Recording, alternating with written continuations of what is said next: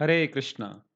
तो आप सब भक्तों का आज के इस अध्ययन सत्र में हार्दिक स्वागत है और हम कुछ आज इम्पोर्टेंट अनाउंसमेंट्स आपको पहले बताएंगे आज के सत्र को प्रारंभ करने से पहले। अभी पिछले चैप्टर यानी कि अध्याय 7 और 8 7 पर अभी हमने उसके करेक्ट आंसर्स शेयर नहीं किए हैं अभी तक। तो चैप्टर 7 और चैप्टर 8 के ऊपर जो उसके क्विज़ के क्वेश्चंस थे, उसके ऊपर हम एक वीडियो अभी शॉर्टली कल के रिक्विज़ के बाद यूट्यूब चैनल पे पोस्ट करेंगे, तो उसमें आप सारे करेक्ट आंसर्स को देख सकते हैं। इसके अलावा हम कल के जो परीक्षा थी, उसमें कुछ हमसे त्रुटि हुई, तो उसके लिए क्षमा चाहते हैं। कल 2 क्वेश्चंस में कुछ मिस्टेक हो गई थी हमसे आंसर की डालने में, तो इसलिए हमने उन 2 क्वेश्चंस के मार्क्स सबको दे दिए हैं। तो अगर आपने वो क्वेश्चन सही किया है तो ठीक है, अगर आपने अटेम्प्ट किया है, नहीं किया है, उन दोनों क्वेश्चंस के मार्क्स आपको मिल जाएँगे। इसके अलावा अभी हम 2 ग्रुप्स बनाएँगे, जो हमने एनरोलमेंट फॉर्म में आपसे पूछा था कि क्या आप कृष्णा बुक क्विज़ कॉन्टेस्ट के क्वेश्चन बनाने की प्रक्रिया में पार्ट लेना चाहते हैं। तो हम अभी 2 ग्रुप्स नए बनाएँगे, व्हाट्सऐप पर भी और टेलीग्राम पर भी। तो अगर आप उस ग्रुप को जॉइन करना चाहें, यानी कि क्वेश्चन बनाने की प्रक्रिया में भाग लेना चाहते हैं, तो आप उस ग्रुप को जॉइन कर सकते हैं। उसके बाद जो भी आगे की जानकारी होगी, हम आपको उस ग्रुप में बताएँगे। हमको ऐसा जानकारी प्राप्त हुआ और कुछ हमारे टीम मेंबर्स के भी ऑफ़िसेज़ वापस से ओपन हो गए हैं। तो इस कारण से अभी हमारी टीम ने ये डिसाइड किया है कि हम अब से परीक्षाओं को केवल रविवार को ही करेंगे। यानी कि अब परीक्षा वेडनेसडे यानी बुधवार को नहीं हुआ करेगी, केवल संडे को होगी और संडे को भी रात के समय ना होकर आपको एक फीडबैक फॉर्म शेयर किया जाएगा, जिसके अंदर आप हमें बता सकते हैं कि आपके लिए बेस्ट टाइमिंग क्या है और उसके अनुसार हम टेस्ट का टाइम रखेंगे केवल संडे को। तो जो इसका डिटेल्ड शेड्यूल है, अभी हम शीघ्र ही आपके साथ शेयर करेंगे। और एक इम्पॉर्टेंट चीज़ ये थी कि हमने जैसा आपको शुरू में भी बताया था कि इस कोर्स के साथ कुछ सर्टि आपको पार्टिसिपेशन या अच्छा परफ़ॉर्म करने के लिए सर्टिफ़िकेट्स भी मिलेंगे और प्राइज़ेज़ भी मिलेंगे जो लोग कंसिस्टेंटली बहुत अच्छा परफ़ॉर्म कर रहे हैं। तो बट उसकी एलिजिबिलिटी क्राइटेरिया ये है कि आपके पास एनरोलमेंट नंबर यानी रोल नंबर होना चाहिए। तो हम बार-बार आपको अनुरोध कर रहे हैं, बट ऐसा हमारा ऑब्ज़र्वेशन है कि बार-बार रिमाइंड करने के बाद भी बहुत सारे लोग एनरोलमेंट फ़ॉर्म को भर नहीं रहे हैं। तो आपसे विनम्र प्रार्थना है कि आप प्लीज़ एनरोलमेंट फ़ॉर्म को भर दीजिए, ताकि हमको भी असुविधा ना हो आपका रिज़ल्ट कंपाइल करने में। और एनरोलमेंट का फ़ॉर्म फिर से ओपन कर दिया गया है। जो भी जिनके पास भी रोल नंबर नहीं है, आप प्लीज़ उसे भर दीजिए। और आपने एनरोलमेंट फॉर्म जब भरा था, तो उसके अंदर आप काफ़ी सारे डिवोटीज़ ने क्वेश्चंस पूछे थे, आपको कुछ डाउट्स थे जो आपने चैप्टर नंबर 1 से 5 के बीच में। तो हम उसकी वीडियो अभी बना रहे हैं, उसके सारे आंसर्स आपने जो क्वेश्चंस पूछे हैं, तो उन सब के ऊपर वीडियो बना रहे हैं। तो जैसे ही वो कंप्लीट होगा, तो उसके ऊपर भी एक डाउट सेशन का वीडियो हम अपने यूट्यूब चैनल पे पोस्ट करेंगे। तो आइए प्रारंभ करते हैं। अच्छा, एक लास्ट अनाउंसमेंट और रह गई। ये 5 ग्रुप्स हैं, ग्रुप नंबर 7, 9, 12, 13 और 18। तो हमने आपके व्हाट्सएप ग्रुप्स में ये मैसेज डाला था कि आने वाले संडे तक हम इन ग्रुप्स को डिलीट करेंगे, क्योंकि ये ग्रुप्स बहुत छोटे हैं, लगभग 100 के लगभग पार्टिसिपेंट्स हैं और हमने ये कहा था कि आप एक दूसरे ग्रुप में मर्ज हो जाइए। तो आपके ग्रुप्स के अंदर दूसरे ग्रुप्स को जॉइन करने का लिंक शेयर किया गया है, तो आप दूसरा ग्रुप जॉइन कर सकते हैं। इससे हमें थोड़ी-सी सुविधा होगी कि नंबर ऑफ ग्रुप्स अगर कम होंगे तो हमें मैसेज पोस्ट करना 20 ग्रुप में थोड़ा-सा मुश्किल होता है, तो थोड़े से ग्रुप्स कम हो जाएँगे तो थोड़ा-सा हमें मैनेजमेंट में आसानी रहेगी। तो आपसे अनुरोध है, इस संडे से पहले आप लोग जो लिंक आपको आपके ग्रुप में शेयर की गए हैं, केवल ये जो नाम नंबर लिखे हैं यहाँ पे 7, 9, 12, 13 और 18, केवल यही ग्रुप्स बंद किए जाएँगे और आपको दूसरा ग्रुप ज्वाइन करने का लिंक आपके व्हाट्सएप ग्रुप में ऑलरेडी भेजा गया है, आज फिर से भेज दिया जाएगा। तो कृपया करके आप पुनः उसे देखकर ज्वाइन कर लीजिए। संडे के बाद ये 5 ग्रुप्स बंद कर दिए जाएंगे, 7, 9, 12, 13 और 18। ठीक है? तो आइए प्रारंभ करते हैं इस सत्र को, इस बहुत ही मधुर प्रार्थना से।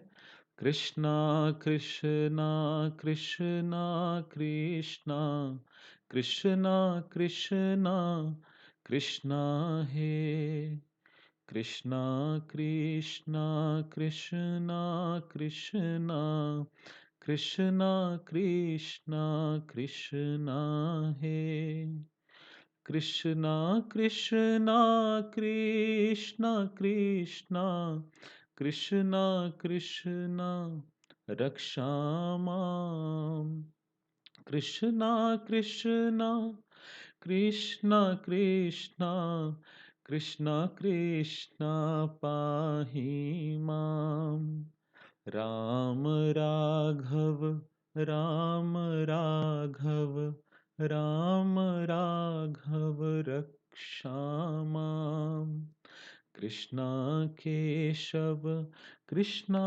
केशव कृष्णा केशव पाहि मां। और शिला प्रभुपाद जी का प्रणाम मंत्र। नमः ओम विष्णुपादाय कृष्णा पृष्ठाय भूतले श्रीमते भक्ति वेदांत स्वामिन इति नामिने नमस्ते सारस्वते देवे गौरवाणी प्रचारिणे निर्विशेषा शून्यवादी पाश्चात्य देशातारिणे हरे कृष्णा कृष्णा कृष्णा हरे हरे हरे राम राम राम हरे हरे। तो आइए प्रारंभ करते हैं अध्याय नंबर 9, जिसका शीर्षक है माता यशोदा द्वारा कृष्ण का बांधा जाना। तो हम आने वाले जो संडे का टेस्ट है उसमें 2 चैप्टर्स का टेस्ट है, 9 और 10। क्योंकि 9वां चैप्टर बहुत छोटा था, उसमें केवल 4 ही पन्ने हैं, तो इसलिए हमने दोनों का टेस्ट कंबाइंड कर दिया। और दोनों चैप्टर्स इंटरलिंक्ड हैं, क्योंकि दो जो कथा है वो सेकंड 9 नंबर अध्याय से स्टार्ट होती है और 10 नंबर अध्याय में भी वो कंटिन्यू होती है। तो जैसे जैसे हम पढ़ेंगे आपको इसकी और जानकारी प्राप्त हो जाएगी। तो जैसा अभी तक हमने पढ़ा है कि कृष्ण और बलराम थोड़े से और बड़े हो गए हैं और खूब सारी वृंदावन गोकुल में बहुत सारी शरारतें करते हैं, गोपियों को तंग करते हैं। और वो उनके पास उनकी माता यशोदा के पास और रोहिणी के पास कंप्लेंट्स लेकर आती हैं। तो लास्ट में हमने पढ़ा था कि भगवान श्री कृष्ण ने मिट्टी खाई थी और माता यशोदा ने उनके मुख के अंदर देखा था उनका विराट रूप। तो आगे पढ़ते हैं। एक बार अपनी दासी को कोई दूसरा कार्य करते देखकर माता यशोदा स्वयं दही मथने लगीं। दधि मंथन करते समय वे कृष्ण की बाल लीलाएं गुनगुनाने और अपने पुत्र के विषय में सोच सोचकर आनंदित होने लगीं। तो हम देखते हैं कि ये है कृष्ण भावनामृत। तो वो अपना सारा कार्य कर तो रही हैं, लेकिन साथ साथ वो क्या कर रही हैं? कृष्ण की बाल लीलाएं गुनगुना रही हैं और भगवान के बारे में सोच रही हैं। एक सोचना कृष्ण के बारे में कंस भी सोचता था, जैसे पूर्ण रूप से हमेशा ये सोचना कि मैं कैसे कृष्ण का वध करूं।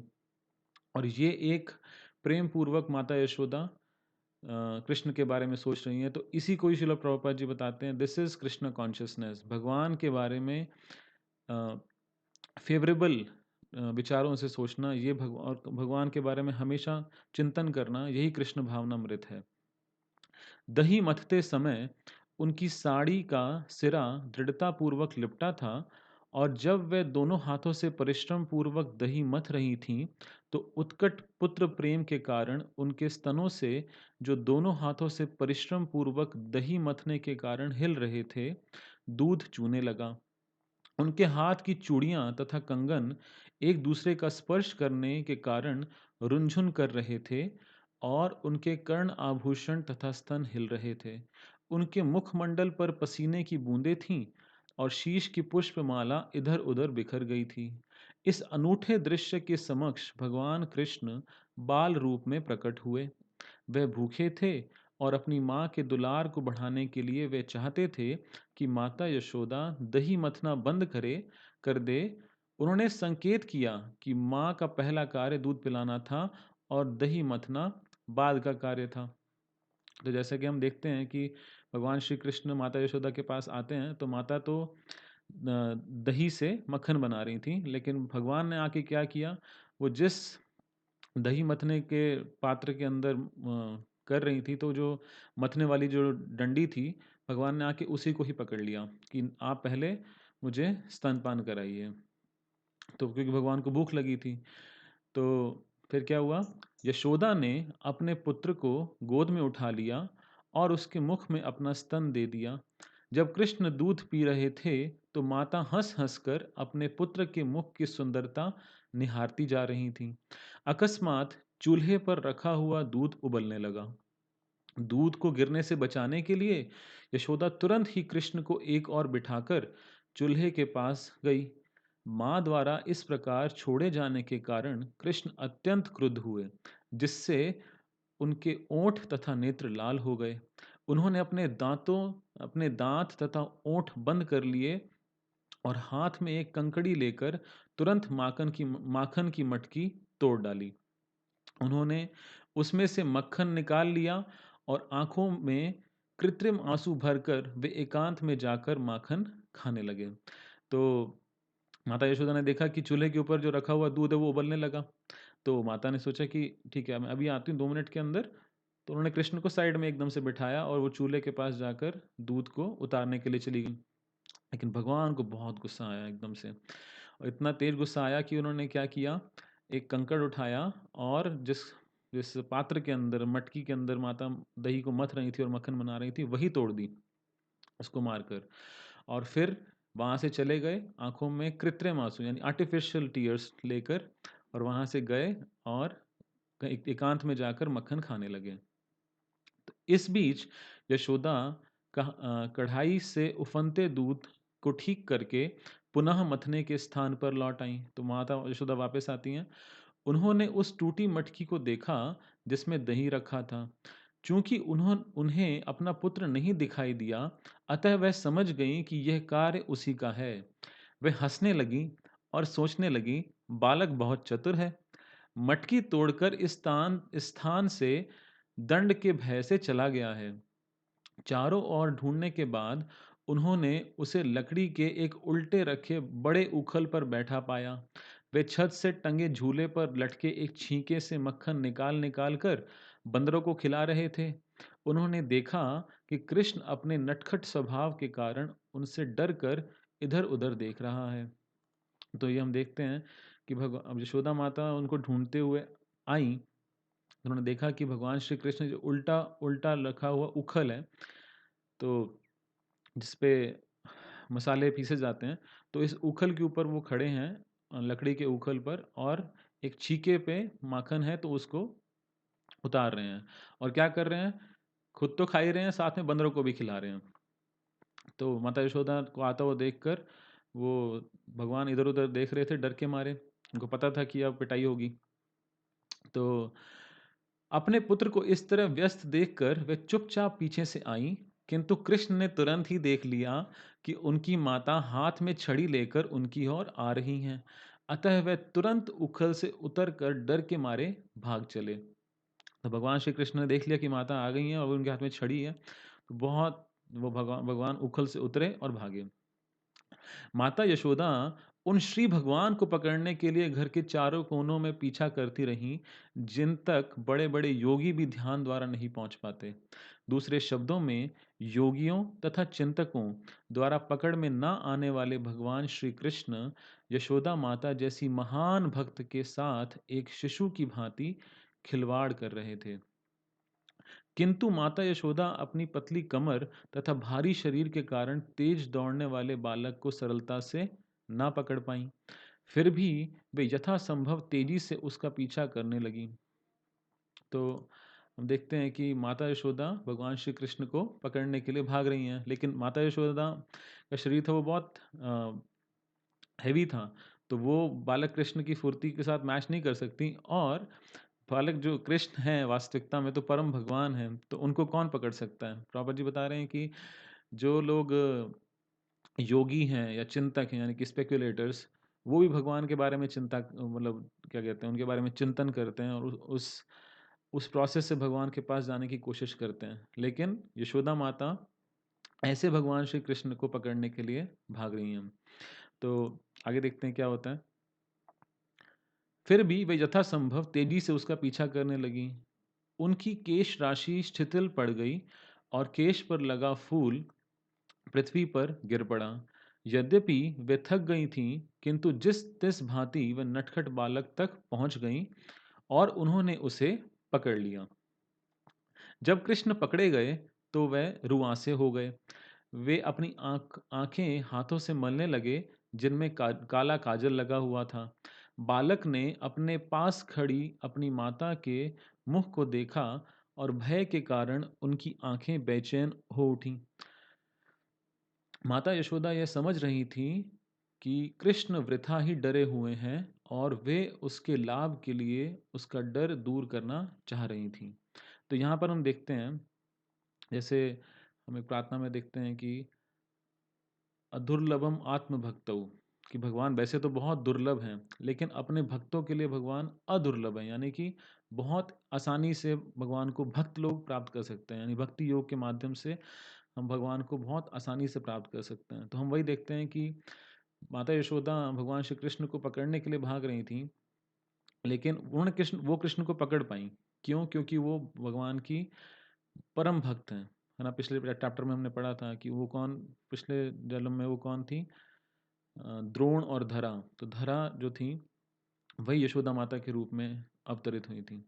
तो उन्होंने कृष्ण को पकड़ लिया और अब उन्होंने देखा कि कृष्ण डर गए हैं और उनकी आंखें बेचैन हैं और वह अपने हाथों से अपनी आंखों को मल रहे हैं, जिनमें काला काजल लगा हुआ था। अपने पुत्र की सर्वाधिक हितैषिणी माता यशोदा सोचने लगी, यदि यह बालक मुझसे अत्यधिक डर गया तो उसे कहीं कुछ हो ना जाए। तब यशोदा ने छड़ी फेंक दी। तो उनको लगा कि बहुत ज़्यादा डर गया है, तो एक काम करते हैं, छड़ी से पिटाई नहीं करते, ठीक है। उसे दंड देने के लिए उन्होंने रस्सी से उनके दोनों हाथ बांधने की ठानी। वे नहीं जान पाई कि श्री भगवान को बांध पाना उनके लिए असंभव था। माता सोच रही थीं कि कृष्ण छोटा सा शिशु है। वह ये नहीं जान पाई कि यह बालक अनंत है, जिसका ना तो अभ्यंतर है, न बाह्य, न आदि और न अंत। वे असीम तथा सर्वव्यापी हैं। निसंदेह वे ही यह संपूर्ण दृश्य जगत हैं। फिर भी यशोदा जी कृष्ण को अपना नन्हा मुन्ना ही समझ रही थीं। यद्यपि वे समस्त इंद्रियों के पहुंच के बाहर हैं, तो भी वे उन्हें काष्ठ के उखल से बांधने का प्रयत्न कर रही थीं। किंतु जब वे उन्हें बांधने लगी, तो रस्सी 2 इंच छोटी पड़ गई। तो हम देखते हैं कि माता यशोदा ने पहले भगवान श्री कृष्ण को भागकर पकड़ा और उसके बाद वो, उनको लगा कि इसकी पिटाई नहीं करनी चाहिए, काफ़ी ज़्यादा डर गए हैं, तो इसको बांध देते हैं ताकि ये अब शरारतें ना करे। तो किससे बांधा जाए? तो अच्छा, ये किसके साथ शरारत शरारत में कौन इसके साथ पार्टिसिपेट कर रहा था? तो शरारत में, अच्छा, ये काष्ठ की जो लकड़ी की उखल थी, तो ये भी शरारत में शामिल थी। तो एक काम करो, इसको इसी के साथ बांध देते हैं, ठीक है। तो यहाँ पे हम देखते हैं कि भगवान श्री कृष्ण को यशोदा माता बांधने का प्रयास कर रही हैं, लेकिन भगवान तो सर्वव्यापी हैं, अनंत हैं, तो उनको कौन बांध सकता है? तो माता यशोदा ने जब उनको बांधने लगी, तो रस्सी जो थी वो 2 इंच छोटी पड़ गई। उन्होंने घर से और रस्सी एकत्र की, उसमें जोड़ा, किंतु तब भी रस्सी उतनी ही छोटी पड़ी। इस प्रकार उन्होंने घर की सारी रस्सियां जोड़ डाली, किंतु जब अंतिम गांठ लगाई, तब वह 2 इंच छोटी निकली। तो वो घर की सारी रस्सियाँ ले आईं, लेकिन जब आखिरी गाँठ लगाने लगतीं, तो पता लगता कि ये भी 2 इंच छोटी है। तो माता यशोदा हँस रही थीं, किंतु विस्मित थीं कि यह सब क्या हो रहा है। वे श्री कृष्ण को बांधने के प्रयास में थक कर चूर हो गईं। उनको पसीना आ गया और शीश की माला नीचे गिर पड़ी।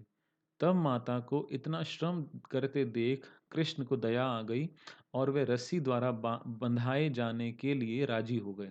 तो वैसे तो माता यशोदा उनको बांध नहीं पा रही थी, लेकिन जब भगवान श्री कृष्ण ने खुद डिसाइड किया कि मेरी माता इतना परिश्रम कर रही हैं, तो क्या करता हूँ मैं? ठीक है, मैं बनने के लिए तैयार हो जाता हूँ। तो श्रील प्रभुपाद जी बताते हैं कि भक्ति में अगर हमें आगे बढ़ना है, तो हमको अपना परिश्रम भी करना होगा, लेकिन उसके साथ-साथ भगवान की कृपा की भी आवश्यकता है। तो ये जो 2 उँगली या 2 इंच छोटी जो ये रस्सी पड़ रही है, ये क्या है? एक भक्त का प्रयास और दूसरा भगवान की कृपा। कृष्ण माता यशोदा के घर में एक मानवी बालक की भांति अपनी चुनी हुई लीलाएं कर रहे थे। निसंदेह श्री भगवान को अपने वश में कौन कर सकता है? शुद्ध भक्त भगवान के चरण कमलों पर स्वयं को अर्पित कर देता है, चाहे वे उसकी रक्षा करें या उसे मिटा दें। किंतु भक्त अपने शरणागत पद को कभी नहीं भूलता। तो जो शुद्ध भक्त होते हैं, यानी जो भगवान के प्रेम जो स्थान पर स्थिति में होते हैं, प्रेमी भक्त कैसे होते हैं? वो पूर्ण रूप से अपने आप को भगवान के चरण कमलों में समर्पित करके रखते हैं। चाहे भगवान उनको रखें, मारो या राखो भी जो इच्छा तुम्हार। आप चाहे मुझे मारो, आप चाहे मुझे रखो। ये आपकी इच्छा है, मैं पूरी तरह से आपकी शरण में हूँ। तो जो भक्त होते हैं वो कभी अपने शरणागत पद को कभी नहीं भूलता। हमारे जीवन में ऐसा होता है कि अगर हमारे जीवन में कभी सुख आते हैं या दुख आते हैं, तो हम विचलित हो जाते हैं। लेकिन जो वास्तविकता में भक्ति में दृढ़ होंगे, जो भगवान के साथ जिनका वास्तविकता में प्रेम होगा, तो वो इन चीज़ों से विचलित नहीं होंगे। इसी प्रकार भगवान भी अपने भक्त की रक्षा करने में दिव्य प्रसन्नता का अनुभव करते हैं। इसका प्रत्यक्ष उदाहरण कृष्ण द्वारा माता यशोदा के प्रति समर्पण है। कृष्ण अपने भक्तों के लिए सभी प्रकार की मुक्ति के दाता हैं, किंतु उन्होंने यशोदा को जो वरदान दिया, उसका अनुभव ब्रह्मा, शिवजी या लक्ष्मी देवी तक को कभी नहीं हो पाया। श्री भगवान जो श्री नंद महाराज तथा यशोदा के पुत्र रूप में विख्यात हैं, योगियों तथा चिंतकों तक के लिए भी कभी पूर्ण रूपेण ज्ञेय नहीं है। यानी कि कोई योगी या चिंतक जो चिंतन करने वाले जो स्पेक्युलेटर्स हैं, मानसिक मानसिक अटकलें करते हैं, उनके लिए भी भगवान कभी उनको पूर्ण रूप से वो समझ नहीं सकते। किंतु भक्तों के लिए वह सहज सुलभ हैं। ना ही वे योगियों तथा चिंतकों द्वारा समस्त आनंद के परम आगार के रूप में जाने जाते हैं। तो भगवान को जो भक्तों के लिए भगवान कैसे हैं? एकदम रिजर्वायर ऑफ प्लेजर, यानी कि प्रेम के या फिर आनंद के आगार, मतलब रिजर्वायर मीन्स पूरा दरिया या समुद्र। तो अपने पुत्र को बांध देने के बाद यशोदा गृह कार्य में लग गईं। उस समय उखल में बंधे हुए कृष्ण ने अपने समक्ष वृक्षों की एक जोड़ी, यानी कि यमल वृक्षों की जोड़ी देखी, जिन्हें अर्जुन वृक्ष कहा जाता था। अतः परम आनंद कंद भगवान श्री कृष्ण ने अपने मन में विचार किया, पहले मेरी माता ने मुझे पीने को पर्याप्त दूध नहीं दिया, इसलिए मैंने दही की मटकी तोड़ दी थी और सारे मक्खन बंदरों को बांट दिया था। अब उन्होंने मुझे काष्ठ के उखल से बांध दिया है, अतः मुझे पहले से अधिक शैतानी का कार्य करना होगा। तो भगवान सोच रहे हैं कि पहले भी मुझे कुछ खाने नहीं दिया, अच्छे से दूध नहीं पिलाया, फिर मैंने चैरिटी की, मैंने दान दक्षिणा दी किसको? बंदरों को माखन के रूप में। और अब क्या हुआ? अब मुझे यहाँ बांध दिया है, तो मैं कुछ और उपद्रव करूँगा क्या? अतः उन्होंने अत्यंत ऊंचे अर्जुन वृक्षों की जोड़ी को धराशायी करने का विचार किया। अर्जुन वृक्ष की इस जोड़ी के पीछे एक इतिहास है। अपने पूर्व जन्म में ये वृक्ष कुबेर के पुत्र रूप में मानव शरीर धारण करके उत्पन्न हुए थे और इनके नाम नलकूवर तथा मणिग्रीव थे। सौभाग्यवश इन पर भगवान की दृष्टि पड़ी। अपने पूर्व जन्म में इन्हें नारद ऋषि ने शाप दिया था, क्योंकि ये मद में चूर होकर अपना कर्तव्य भूल गए थे। किंतु नारद मुनि ने शाप के साथ यह भी वर दिया था कि कृष्ण भगवान के दर्शन प्राप्त करने से उनका उद्धार हो जाएगा। यह कथा अगले अध्याय में दी गई है।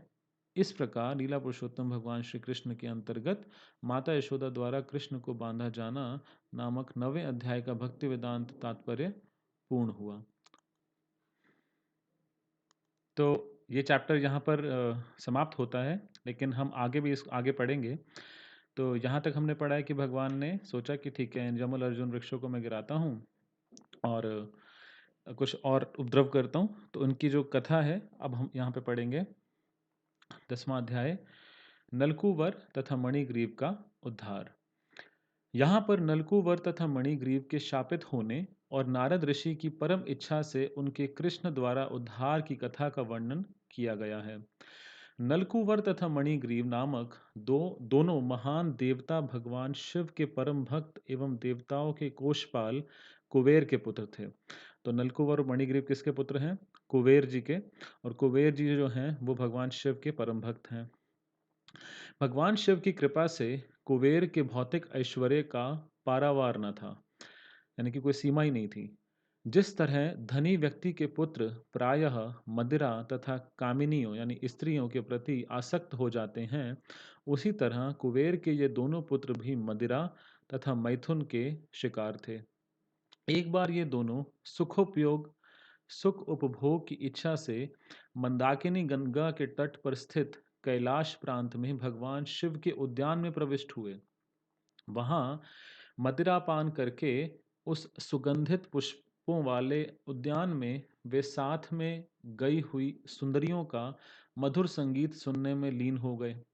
उसी मत अवस्था में ही वे दोनों कमल पुष्पों से युक्त गंगा के जल में घुसकर युवतियों के साथ इस तरह आनंद लूटने लगे जैसे हाथी जल के भीतर हथनियों के साथ करता है। तो नलकुबर और मणिग्रीव जो थे, उनके पिताजी बहुत अमीर हैं, क्योंकि वो कौन है? ट्रेजरार हैं, यानी कोषपाल हैं किसके? देवताओं के। तो उनके धन की कोई सीमा ही नहीं है। तो जैसे प्रॉपर जी बता रहे हैं, जैसे कोई किसी धनी व्यक्ति के पुत्र प्रायः इन बुरी आदतों में पड़ जाते हैं। क्या क्या? मदिरा और कामिनी, मतलब स्त्री के पीछे उनके उनकी इच्छाएं ऐसी हो जाती हैं कि वो इन बुरे कामों में लग जाते हैं। तो वो किसके शिकार थे? मदिरा और मैथुन के। तो ऐसा करने के लिए फिर एक बार वो कहाँ चले गए? मंदाकिनी गंगा के तट पर स्थित कैलाश प्रांत में चले गए, भगवान शिव के उद्यान में चले गए और वहाँ पर सुंदरियों के साथ उनका मधुर संगीत सुनने लगे। और इस तरह से वो वहाँ पर सुख उपभोग करने के लिए गए थे, जैसे एक हाथी हथनियों के बीच में एंजॉय करता है। जब वे इस प्रकार जल क्रीड़ा का आनंद लूट रहे थे, तो उधर से सहसा नारद मुनि का आगमन हुआ। तो नारद मुनि वहां से जा रहे थे। वे समझ गए कि नलकूबर तथा मणिग्रीव दोनों देवता इतने मदोन्मत्त हैं कि वे दोनों उन्हें आते भी ना देख पाए। युवतियां देवताओं जितनी मदोन्मत्त न थीं और वे नग्न होने के कारण नारद मुनि के समक्ष परम लज्जित हुई और जल्दी में अपना अपना शरीर ढकने लगी। कुबेर के दोनों देवपुत्र इतने मदान्ध थे कि उन्होंने नारद की उपस्थिति की परवाह न की, अतः वे अपने शरीरों को आच्छादित नहीं कर पाए। जब नारद ने देखा कि ये दोनों मदिरा के कारण इतने पतित हो गए हैं, तो उनके कल्याण की इच्छा से उन्होंने उन्हें शाप देकर अपनी अहेतु की कृपा प्रदर्शित की। तो हम यहाँ पर देखते हैं कि ये दोनों हैं नलकूबर और मणिग्रीव। तो ये सुंदरियों के साथ कहाँ पर है? मंदाकिनी गंगा में और कैलाश प्रांत में है। तो नारद मुनि यहाँ से जा रहे थे और इन स्त्रियों ने तो अपने शरीर को ढक लिया, लेकिन ये दोनों इतना इन्होंने शराब पी रखी थी कि इनको अंदाज़ा ही नहीं था कि नारद मुनि यहाँ से जा रहे हैं। तो ये देखकर नारद मुनि को लगा कि इनका उद्धार करना चाहिए। तो उन्होंने क्या शाप दिया, अब हम आगे पढ़ते हैं।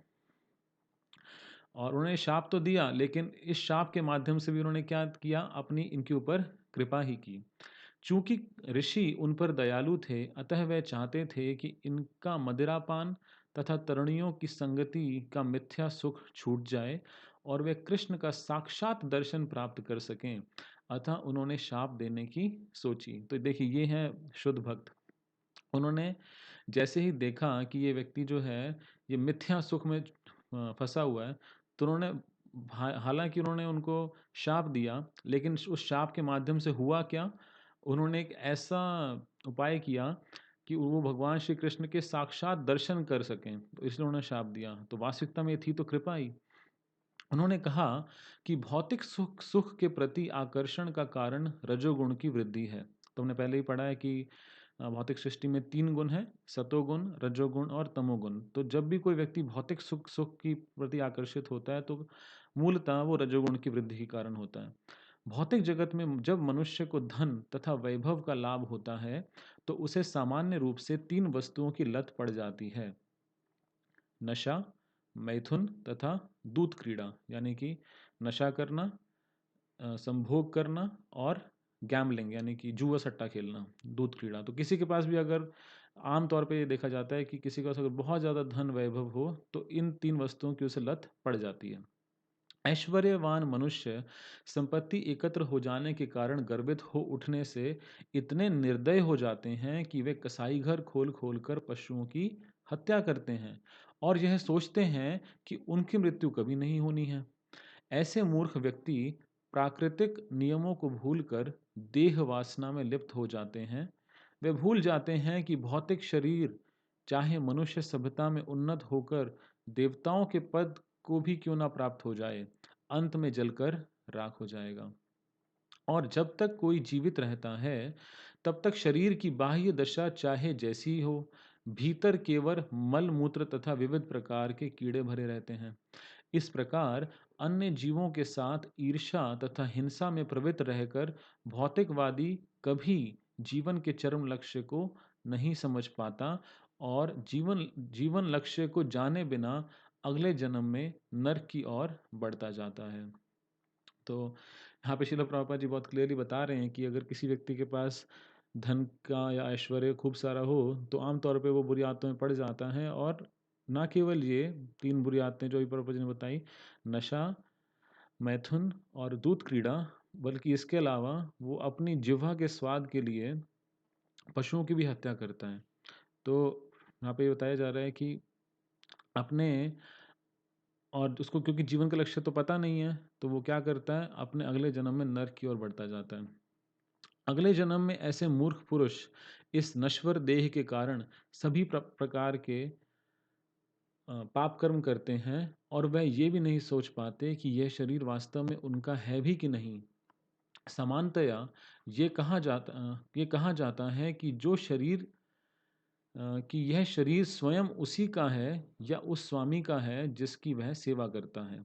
दासों का स्वामी अपने दासों पर पूर्ण स्वामित्व जताता है, किंतु वही उनको भोजन प्रदान क्योंकि वही उनको भोजन प्रदान करता है। तो यहाँ पे डिस्कशन ये है कि वास्तविकता में वे व्यक्ति अपने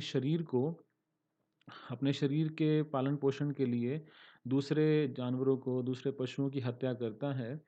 लेकिन पहले हम एक बार ये एनालाइज करें कि ये शरीर उसका है भी कि नहीं, है ना? तो पहले डिस्कस कर रहे हैं कि यह शरीर स्वयं उसी का है या किसका है। तो कोई कहता है कि हाँ, कुछ लोग कहते हैं कि जो उसको पालता है, सामान्यतः ये कहा जाता है कि जो शरीर को पालता है, शरीर उसी का होता है।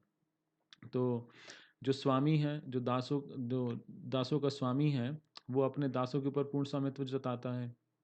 और तब यह प्रश्न भी पूछा जा सकता है कि यह शरीर तो उस पिता का है जो इस शरीर को बीज दाता है, या माता का है। तो ये शरीर पिता का है या फिर ये शरीर माता का है जिसने अपने गर्भ में बालक के शरीर को विकसित किया।